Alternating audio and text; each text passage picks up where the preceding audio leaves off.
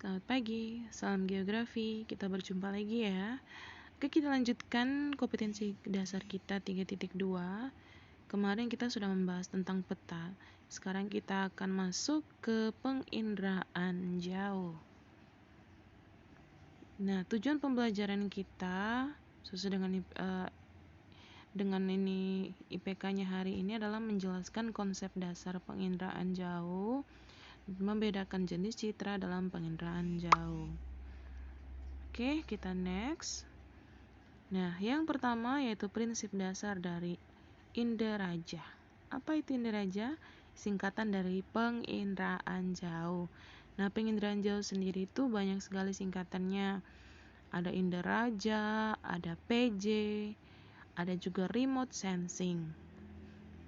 Nah, istilah yang berkaitan dengan penginderaan jauh itu yang pertama adalah remote sensing. Itu dalam bahasa Inggris artinya sama, tetap penginderaan jauh. Ada teledetection dari bahasa Prancis, sensoriamento remota itu Portugis, dan Vernerkundung itu dari Jerman. Nah, inderaja sendiri adalah suatu metode untuk melihat objek yang jauh tanpa kontak langsung dengan objek tersebut. Nah, coba ibu tanya kamu, ketika kamu memegang atlas peta, kamu bisa tahu, oh ini Australia, oh ini Amerika, oh ini Eropa, oh ini benua Asia. Kamu bisa menyentuhnya, bisa melihatnya, tapi tanpa bersentuhan langsung kan? Nah, itulah prinsip dasar dari inderaja itu sendiri. Melihat objek yang jauh tanpa kontak langsung dengan objek. Nah, dalam pengertian lain, penginderaan jauh juga memiliki definisi sebagai berikut, yaitu ilmu untuk memperoleh informasi tentang suatu objek, wilayah, atau gejala dengan cara menganalisis data-data yang diperoleh dengan suatu alat tanpa berhubungan langsung dengan objek wilayah yang dikaji. Itu menurut Lisen dan Kiefer tahun 1986. Nah, di pengertian ini ditambah dengan kata alat. Nah, jadi yang membantu kita untuk tidak langsung melihat dengan mata, tetapi kita dibantu oleh alat. Nah, pengertian yang kedua mirip menurut Campbell tahun 1994, itu ilmu untuk mendapatkan informasi mengenai permukaan bumi yang diambil dari jarak jauh, sama dengan prinsip dasar dari inderaja tadi. Nah, yang berikut kita masuk ke pengumpulan data penginderaan jauh.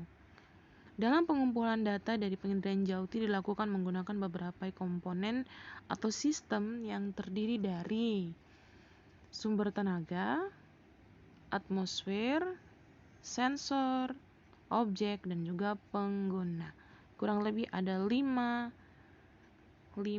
komponen yang membantu dalam pengumpulan data penginderaan jauh.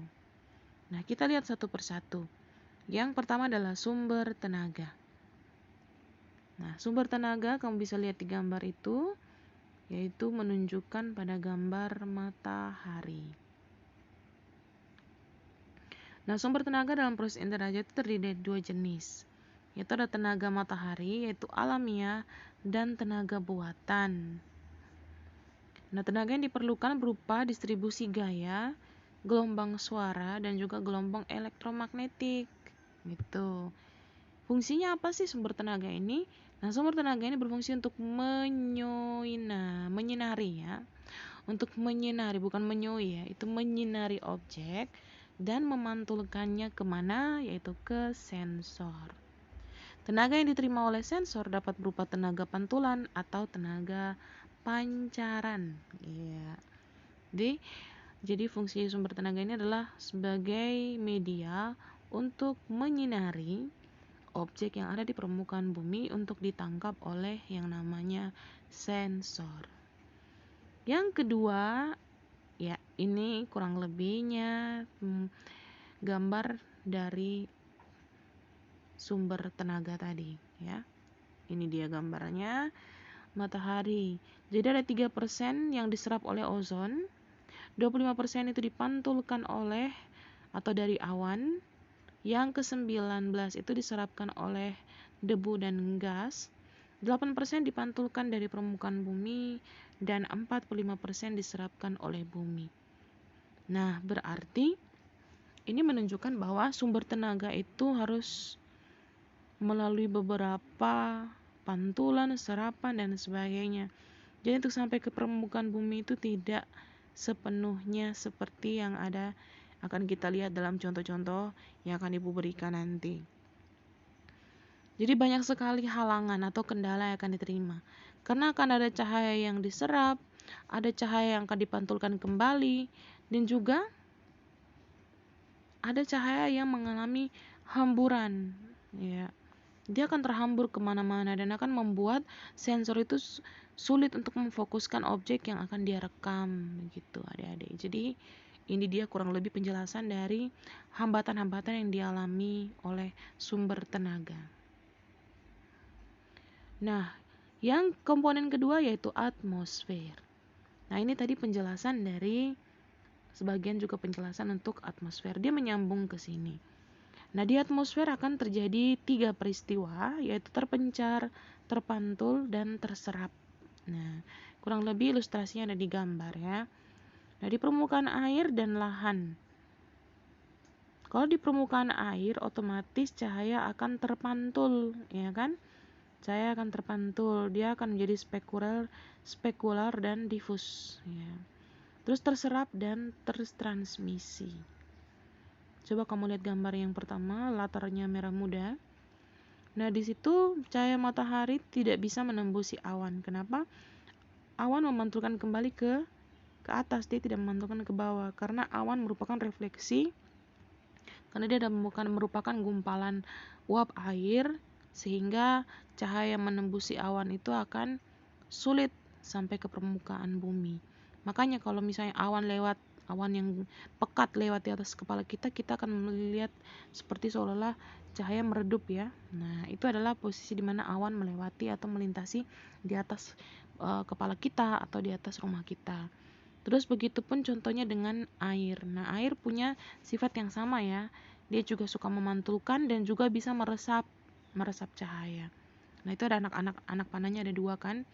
Ada yang ke atas, ada juga yang ke bawah. Begitupun permukaan bumi. Nah, permukaan bumi kalau misalnya tanahnya hitam, dia akan terserap, ya kan? Tapi kalau misalnya tanahnya putih, silau tidak? Nah, contohnya saja saat kita mau foto kamera gitu ya. Kita mau foto di tanah putih gitu. Terus kamu mau foto, kok silau? Ya iya, karena memang putih itu sifatnya suka memantulkan cahaya. Kalau kita mau foto pastinya di daerah yang bertanah hitam gitu ya. Oke, atau coklat. Nah, yang berikut adalah sensor. Nah, sensor adalah alat pengindra yang dipasang pada wahana tertentu yang berfungsi menerima dan merekam pantulan dari objek. Nah, jadi yang bertugas untuk merekam, menangkap segala sesuatu yang muncul di permukaan bumi itu adalah sensor. Nah, kemampuan sensor ini tidak sama dalam merekam dan menampilkan satu objek ya. Maksudnya, dia memiliki caranya sendiri. Nah, kenapa? Dia itu tergantung kepada resolusinya. Nah, kalau resolusinya terlalu kecil, otomatis gambarnya akan pecah, ya kan, blur. Jadi, resolusinya itu harus besar, gitu. Nah, jumlah yang untuk menunjukkan tingkat resolusinya itu adalah disebut dengan pixel atau picture element. Nah, kalau pixelnya kecil, otomatis gambar yang ketika kita zoom itu akan blur kan? Ya, kalau pixelnya banyak atau besar, gambarnya tuh akan bersih. Bahkan sampai ke pori-pori permukaan bumi, sampai ke rumput-rumputan pun dia bisa foto gitu. Oke, kurang lebih seperti itu ya mengenai sensor. Nah, ini ilustrasinya. Jadi proses sensor dari penginderaan jauh itu dimulai dari proses perekaman, ada sensor fotografik dan sensor elektronik. Nah, alat penggunaannya sensor aktif dan sensor pasif gitu. Nah, dia punya 2 alat perekam, yaitu sensor fotografik dalam bentuk foto. Nah, yang kedua adalah sensor elektronik, di mana dia menangkap gelombang-gelombang suara atau gelombang-gelombang warna yang ada ditangkap. Nah, alat atau penggunaannya itu ada 2, yaitu sensor aktif dan sensor pasif. Nah, kalau sensor aktif, dia membutuhkan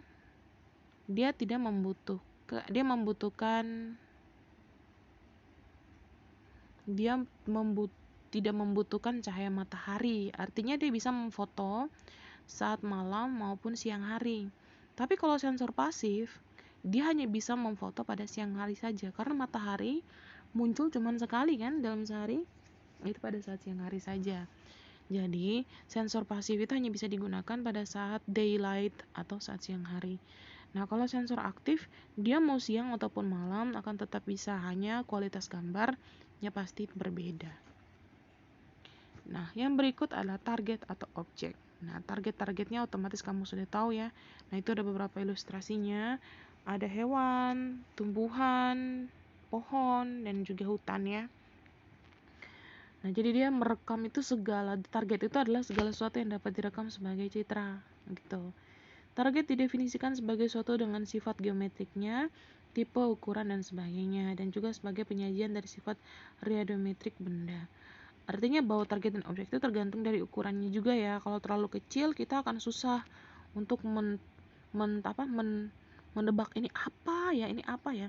Tapi kalau gambarnya atau kenampakannya besar, pasti kita mudah untuk menebak.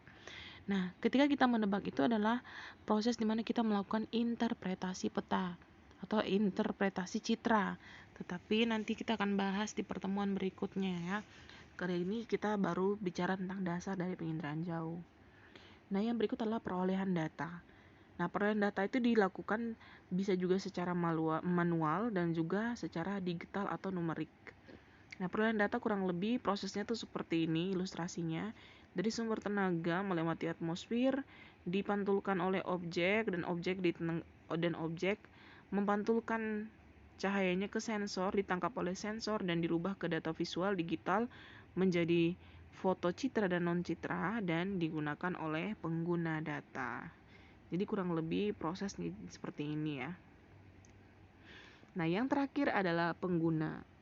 Pengguna itu ada perorangan dan juga ada lembaga ya. Nah, pengguna data itu dia memperhatikan kerincian, keandalan, dan kesesuaian terhadap kebutuhan pengguna sangat menentukan. Jadi terima atau tidaknya data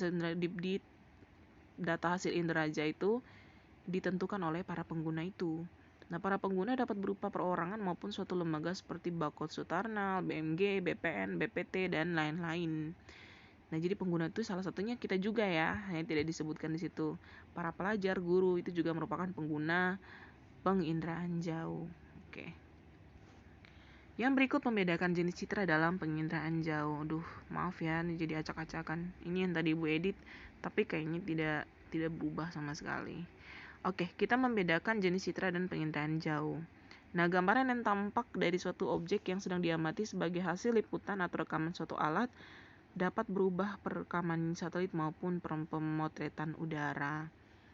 Jadi yang diperhatikan tuh optik berupa foto, analog itu berupa sinyal, video seperti gambar pada monitor televisi, digital itu yang dapat langsung disimpan pada media penyimpanan magnetik. Jadi itu ada 3 kurang lebih ya. Ada optik, analog, dan digital. Kita lihat satu-satu. Yang pertama adalah citra foto. Citra foto adalah gambaran yang dihasilkan dengan menggunakan sensor kamera. Jadi, tadi kan sudah dibilangkan ada sensor kamera, ada sensor satelit. Ya, ini sensor kamera. Jadi, dia hasilnya tuh seperti ini. Ketika kita zoom, hasilnya tergantung dari resolusi kameranya seperti apa. Jadi, ini contohnya dari citra foto. Nah, untuk citra foto sendiri, dia memiliki ciri dari spektrum elektromagnetik yang digunakan. Yang pertama yaitu foto ultraviolet, di mana foto yang dibuat dengan menggunakan spektrum ultraviolet dekat dengan panjang gelombang 0,29 mikrometer. Ada foto ortokromatik, foto yang dibuat dengan menggunakan spektrum tampak dari saluran biru hingga hijau, yaitu 0,4 sampai 0,56 mikrometer. Yang ketiga itu pankromatik atau tampak mata, foto yang dengan menggunakan spektrum tampak ke mata. Artinya foto yang diambil itu seperti yang kita lihat dengan mata kalau kita lihat dari atas gitu ya. Yang keempat adalah foto inframerah yang terdiri dari foto warna asli, true infrared photo, yang dibuat dengan menggunakan spektrum inframerah dekat hingga 1,2 mikrometer dan inframerah modifikasi, yaitu inframerah dekat dengan sebagian spektrum tampak sebagai saluran merah dan saluran hijau. Bingung ya? Oke, kita langsung lihat gambarnya saja ya. Nah, ini kenampakan foto yang diambil ketika kita menggunakan foto ultraviolet dan foto ortokromatik. Nah, foto ultraviolet dia dominannya itu warna ungu ya. Ini seperti yang ini. Dia dominannya warna ungu. Kalau ortokromatik itu biru sampai hijau. Nah, kalau ini pankromatik. Nah, pankromatik tadi itu adalah tampak mata. Dia bisa dua jenis, yaitu hitam putih dan juga ya tampak mata gitu. Ada hasilnya tuh dua. Nah, itu ada beberapa contohnya di situ dari tahun 94 dengan skala yang berbeda-beda, dan di sebelahnya itu adalah pankromatik warna yang seperti kita lihat dengan mata telanjang ya ketika kita dari atas. Hasilnya akan seperti itu. Nah, kalau ini inframerah yang asli yaitu sebelah kiri kalian. Nah, warna itu dominan merah. Nah, kalau sudah dimodifikasi, dia akan didominasi dengan warna biru sampai hijau juga. Nah, jadi real infrared dan modified infrared. Ada perbedaan kan? Kalian bisa temukan di situ. Yang berikut adalah sumbu kamera. Nah, sumbu kamera yang digunakan saat kita mengambil foto dengan citra foto ya. Kita mengambil citra foto itu ada dua, yaitu foto vertikal atau foto tegak. Biasa kita kenal dengan ortofotograf. Itu foto dibuat dengan sumbu kamera tegak lurus terhadap permukaan bumi. Artinya dia tidak miring berapa derajat ke kiri ataupun ke kanan gitu. Yang kedua itu foto condong atau foto miring. Nama lainnya itu oblique photograph. Ya, foto yang dibuat dengan sumbu kamera menyudut terhadap garis tegak lurus ke permukaan bumi. Jadi dia bisa miring ke kiri atau miring ke kanan. Nah, sudut ini pada umumnya sebesar 10 derajat atau lebih besar. Tapi apabila sudut condongnya masih berkisar 1-4 derajat, foto yang dihasilkan masih digolongkan sebagai foto vertikal gitu. Jadi tergantung dari sudutnya ya. Oke. Nah, kurang lebih ilustrasinya seperti ini adik-adik ya. Nah, tapi ini lebih dominan ke ilustrasi terhadap foto agak condong dan sangat condong ya. Bedanya di situ. Nah, untuk gambar ke B itu adalah foto agak condong. Jadi diambil tuh dengan sudut kemiringan yang tidak terlalu. Tapi kalau foto yang agak condong itu di C lebih miring lagi gitu. Kalau masih bingung, ini ada gambarnya supaya kalian lebih jelas. Nah, foto tegak sudah jelas ya, kita ambil secara vertikal. Foto condong ya tidak terlalu, kita ambil dari posisi kamera agak miring. Nah, yang sangat condong itu hampir sejajar dengan permukaan bumi gitu. Jadi hasilnya itu seperti ini. Kita bisa melihat bentuk dari gedung-gedung itu dari samping. Nah, yang berikut adalah sudut liputan kamera. Nah, jadi sudut liputan kamera itu ada 4. Ada sudut kecil, itu kurang dari 60 derajat. Nah, kalau sudut normal 60-75 derajat. Sudut lebar itu 75-100 derajat. Dan yang sudut sangat lebar itu lebih dari 100 derajat gitu. Jadi semakin besar sudutnya ya pasti gambarnya semakin besar kan, semakin luas. Kalau semakin kecil sudutnya ya pasti gambarnya semakin kecil gitu. Nah, yang berikut itu jenis kameranya. Nah, jadi jenis kamera yang digunakan tuh ada 2, yaitu foto tunggal dan foto jamak. Nah, kalau untuk foto tunggal itu kita membuat liputan fotonya itu hanya tergambar 1 lembar foto saja. Tetapi kalau foto jamak artinya dia lebih dari 1. Jadi kamera yang digunakan pun lebih dari 1. Modelnya kalau kurang lebih ibu ilustrasikan seperti handphone sekarang yang kameranya bukan 1 saja kan, ada 4, ada 3 gitu kan. Seperti iPhone 3, iPhone 2 dan sekitarnya itu kan kameranya lebih dari 1. Nah, kurang lebih ilustrasi si kamera dari si wahana itu tuh seperti itu adik-adik. Nah, untuk foto jamak sendiri itu ada tiga cara, yaitu foto multispektral, foto yang dibuat dengan saluran yang berbeda-beda. Terus yang kedua itu foto yang dibuat dengan kamera ganda pada tiap pemotretan menghasilkan 2 foto yang berbeda. Dan yang ketiga, foto yang dibuat dengan 1 kamera vertikal dan 2 pada bagian tengah dan 4 atau 8 kamera condong di bagian tepi. Nah, kurang lebih seperti itu caranya untuk mendapatkan foto jamak. Artinya dia mendapatkan lebih dari 1 foto, beda dengan foto tunggal tadi. Nah, yang berikut adalah warna yang digunakan. Nah, berdasarkan warna yang digunakan itu citra foto dibedakan jadi atas dua ya. Yaitu yang pertama, dia berwarna semu. Itu semu ya, bukan semua. Berwarna semu atau false color. Yaitu warna citra pada foto yang tidak sama dengan warna aslinya gitu. Jadi contohnya kayak tadi ada warna ultraviolet, ada infrared. Jadi warna itu tidak asli gitu ya. Nah, terus yang kedua tuh foto berwarna asli itu true color. Itu seperti foto pankromatik berwarna seperti yang kita lihat, atau foto tampak mata seperti yang kita lihat dengan mata kita sendiri. Nah, kurang lebih seperti ini contohnya. Ini warna asli kan. Nah, seperti ini. Nah, ini warna semu. Jadi sudah kombinasi dari beberapa citra atau beberapa sensor yang digunakan dengan berini. Ini contoh dari hasil foto dari si multi kamera tadi atau foto jamak ya. Ini kurang lebih seperti ini. Nah, kalau ini warna semu lainnya bisa kalian ada penjelasan di atas ya. Vegetasi yang berwarna hijau nampak berwarna merah karena menggunakan sinar ultraviolet dan lain-lain. Nah, yang terakhir yaitu wahana yang digunakan. Nah, jadi wahana yang digunakan itu tadi sudah dijelaskan di awal, kita sudah bahas citra foto ya. Nah, di sini wahana yang digunakan tuh ada dua, yaitu foto udara. Nah, foto udara itu biasa dibuat dari atau alatnya itu ditempelkan dari pesawat udara atau balon. Nah, yang kedua itu foto satelit atau orbital, itu dibuat dari satelit. Sudah tahu ya ini ya. Oke, itu tadi citra foto. Sekarang kita masuk ke citra non-foto. Nah, ini nih maksudnya gini adik-adik yang ini. Foto udara. Jadi kameranya itu dipasangkan di pesawat udara atau balon udara, terus diterbangkan ke atas dan krek difoto dari atas. Nah, kalau satelit orbital itu memang kameranya sudah terpasang di satelit. Itu pasti kamera yang berresolusi tinggi ya. Jadi bukan kamera abal-abal gitu. Nah, yang kedua ini adalah citra non-foto, yaitu gambaran yang dihasilkan oleh sensor dan bukan kamera. Sudah bisa tahu perbedaannya ya? Ya, artinya bahwa yang tadi citra foto dia menggunakan kamera. Kalau citra non-foto dia tidak menggunakan kamera, tapi dia menggunakan sensor. Nah, spektrum elektromagnetiknya seperti apa? Yaitu sama juga kurang lebih, tapi dia ada perbedaan. Ada citra inframerah thermal, jadi dia menggunakan suhu. Ya, jadi dia menangkap panas bumi atau ya panas bumi terus ditangkap oleh sensor dan dia akan berubah sesuai dengan suhu itu tadi. Misalnya, kalau untuk suhu di daerah kutub kan dingin, jadi dia akan berwarna seperti putih ke biru sampai ke putih. Tapi kalau di daerah yang panas, dia akan berwarna merah gitu.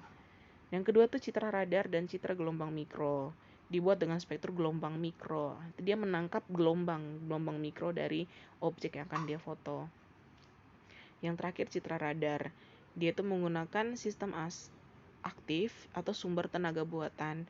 Artinya tadi yang seperti saya bilang, dia merupakan sensor pasif. Artinya sensor aktif. Artinya dia bisa foto saat malam maupun siang hari gitu.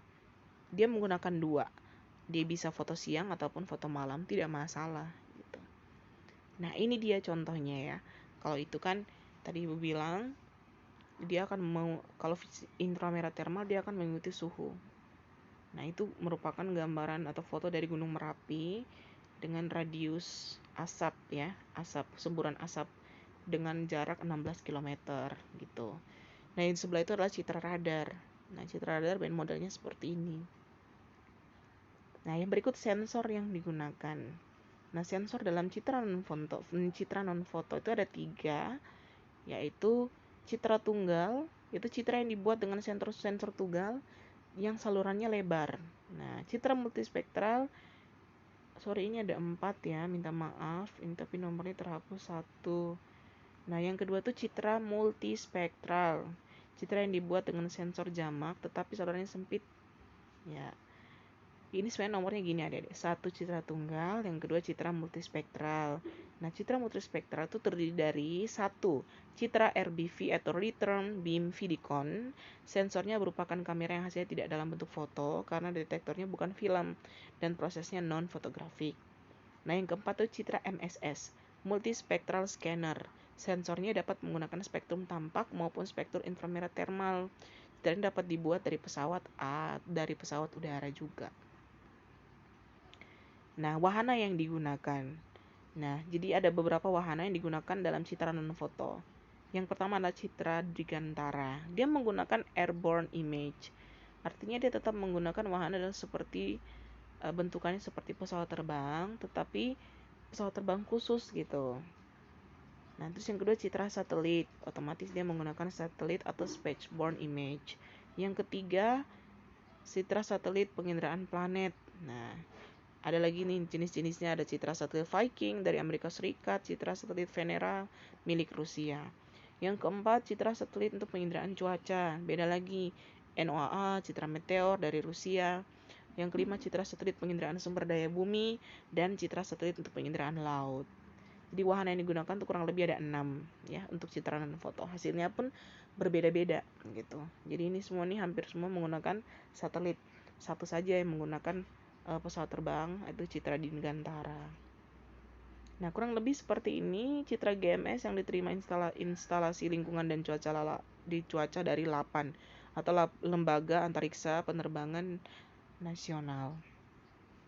Nah, itu ada perbedaannya dari 28 Januari 2002 sampai 25 Februari 2002. Bisa kamu lihat perbedaannya sendiri ya, bisa kamu pause dan amati perbedaannya.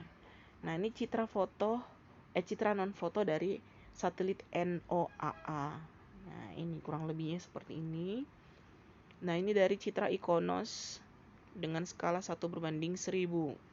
Dia memfoto suatu kenampakan dari suatu kompleks suatu gedung ya. Gitu. Nah, yang terakhir itu adalah citra QuickBird dengan memiliki resolusi 0,6 meter. Ya, kurang lebih seperti ini. Oke, itu pengantar untuk penginderaan jauh. Pertemuan kita cukup sampai di sini ya. Kita akan lanjut lagi di pertemuan berikut. Masih lanjut dengan penginderaan jauh. Oke, sampai ketemu lagi minggu depan. Semoga bermanfaat dan salam geografi.